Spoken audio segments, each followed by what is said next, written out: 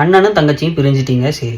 அது அண்ணனை கமல் கூட்டு போயிட்டாருன்னு ஊரே பார்த்துருச்சு. தங்கச்சியை போலீஸ்காரர் கூட்டு போறதுக்கு முன்னாடி கண்டிப்பா அங்க இருக்கிறவங்க இன்ஃபார்ம் பண்ணிருப்பாரு, அப்பதான் சொந்தக்காரங்க வருவாங்கன்னு சொல்லிட்டு. போதா குறைக்கு 2 பேருமே ஊர்ல பெரிய. இதுக்கு மேல அத்தனை வருஷம் உட்காந்து கண்டுபிடிக்கிறதுக்கு அப்படின்னு இருக்குது. ஆனா படத்திலேயே சம மெச்சூர்னா அது ஆண்டவரோட பொண்டாட்டி தான். ஜெயிலுக்கு போயிட்டு வந்த கையோட நேரா த்ரிஷா வீட்டுக்கு போறாரு. வீட்டுக்கு வந்து தாஜா பண்றாரு. இந்த அம்மாவும் ஓகேன்னு ஒத்துக்குறாங்க. சிம்பு வேற லெவல்ரா. த்ரிஷாவும் கமலும் ஒன்னா இருக்கும் போதே த்ரிஷாவுக்கு ரூட் விடுவாராமா. கமலுக்கு லைட்டா ஒரு டவுட் வந்துச்சுன்னா கோச்சுக்கிட்டு கார் அவுட் இறங்கி போயிருவாரு. கைலாயத்துல இருந்து வந்ததுக்கு அப்புறமும் நாடு பூரா அந்த ஃபேன்சி ட்ரெஸ்லயே ஆண்டவர் எதுக்கு சுத்துறாருன்னு யாருக்கும் தெரியல. உடனே செவுரு விழுந்து ஆண்டவரை கீழே கிடக்குறாரு.